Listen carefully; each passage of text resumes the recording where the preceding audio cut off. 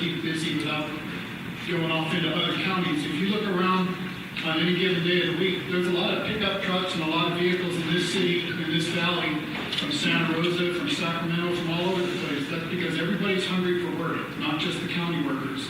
So we're all sharing the pain. So I think that I'm not looking at major cuts. I'm not all that overly worried about. I think the CEO position that Michael mentioned is good, that they can kind of oversee the department heads and restructure the county as need be. But we're all sharing the pain, whether it's private businesses or residents and taxpayers. And so I think that we ought to look at that and see what kind of economic stimulus and revenue enhancement we can put in place in the very near future to have our own stimulus package. Thank you. Supervisor McCown? Okay. As noted by the other supervisors, we are going to be facing major cuts from the state and federal governments this year. These are going to impact public safety, health and human services agency, Medi-Cal reimbursements, pretty much across the board. And it's also the county a salary increase of 7%. And for planning purposes, it's projected that medical expenses for county employees will increase 16%. So it's going to be very challenging to balance the budget.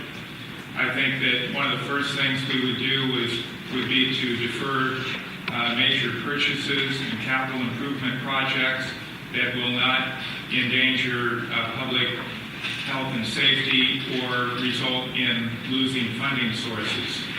I agree we need to look at streamlining, particularly with administration. You know, we always ask the county departments to recommend cuts. Well, who's making the recommendations? It's the administrators. And they usually don't think there's any efficiencies that can be achieved there.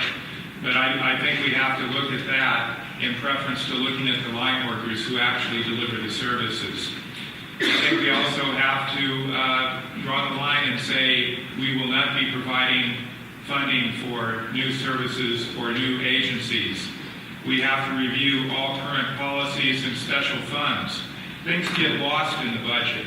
As a supervisor, I have my copy of the final budget for the current year.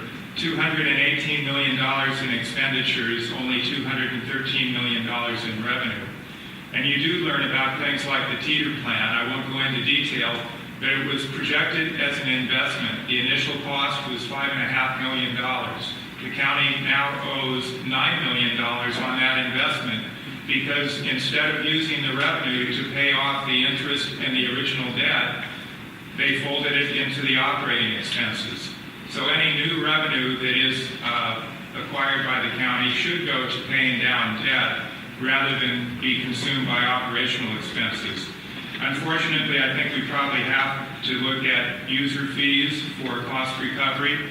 If it's costing the county, the people benefiting from that use should probably be asked to pay. We should probably look at a public safety impact fee so that new development will not become a burden for existing taxpayers. Other development fees might also be appropriate. I think also the county should take a look at the zero-based budgeting to review that, make every department justify their experiences. We do need economic development and city-county cooperation. Thank you. Thank you. Supervisor Dollar-Brown.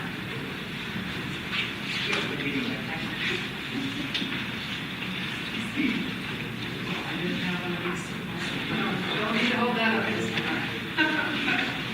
Well, times are tough, and it's going to get a lot tougher. Over 18% of our citizens live below the poverty line, and it's going to start getting pretty ugly. It is now, but it's going to get worse. The budget, you balance the budget by cutting. I looked through it's almost 600 pages of small type online of the budget, and I would not sit here and presume to sit there and say where you're going to make the cuts. Okay, that's not an intelligent person wouldn't do that. But I will tell you that you need to balance in each department, and you go to the department head, and then you go deep inside with those employees and sit, not written comments, but go in and sit with them and get a baseline of necessity in each one of those departments, based on input from both of those. And always, you're going to always have protect health and safety first. So you get that, what's the baseline for health and safety first, and then you go to the next department and balance the two, and you go for what's absolutely necessary. Go to the next one, and I agree with Kendall that some type of an assessment needs to be looked at. And look at consolidation of departments, because I think the toughest times that we've had in a very long time are coming our way. And revenue, there's only two ways basically for quick revenue, and that's a sales tax, and no one wants to pay any more sales tax with gas the way it is. So we have to look to who's giving the money. Grants right now, was looking, the ones that are coming through are for clean energy projects and for solar. And so we should aggressively do that, because there's a lot of clean energy that we need to be doing right now at the county and around our community. And transportation as well. There's money for conversion over for transportation to a cleaner fuel source, and it's a big job. And I admire both of our supervisors that are sitting here, because it takes a lot of detail to go through and objectively, look over that budget. And but I love detail work. Thank you. And finally, Supervisor Moore. Thank you very much. I agree with most of the suggestions for trying to find out from the county employees themselves. A survey would be, I think, appropriate. That's not going to do it all, obviously. As far as the business and retail thing that's been discussed, I think we're going to be presenting our community with jobs that aren't really that inspiring in any way, shape, or form. They're going to be low-end, go-nowhere jobs that will maybe get you through college. Sometimes you end up being in a graduate situation and still can't find employment, and I don't want that to happen to you either.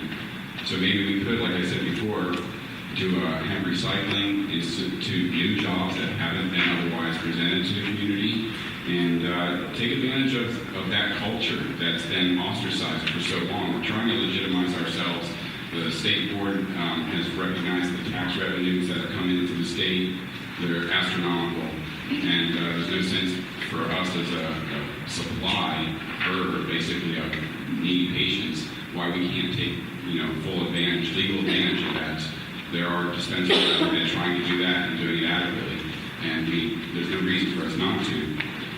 That's what was mentioned earlier. We're losing this revenue, and as far as the industrial parts of the plant, again, literally tons of recyclable hemp is being wasted, not just in Mendocino County, but in the surrounding counties. And why can't we be a central hub for that? There would be literally tons upon tons of available material to be reconstituted into anything that you'd like to make a home out of, car parts, clothes. The list is endless, and we could export a lot of these products and create revenue again, and we would actually have something that would, we already have the resource, and everything else that we're talking about relies upon bringing something in that we don't have that's going to have a tariff or tax already attached to it. Thank you to all candidates for their responses on budget issues. We have one final chance to tell the audience anything you'd like to talk about. We will go in order this time. I'll start with Carrie, but you may talk about any of the issues that we've already talked about. You can expand further.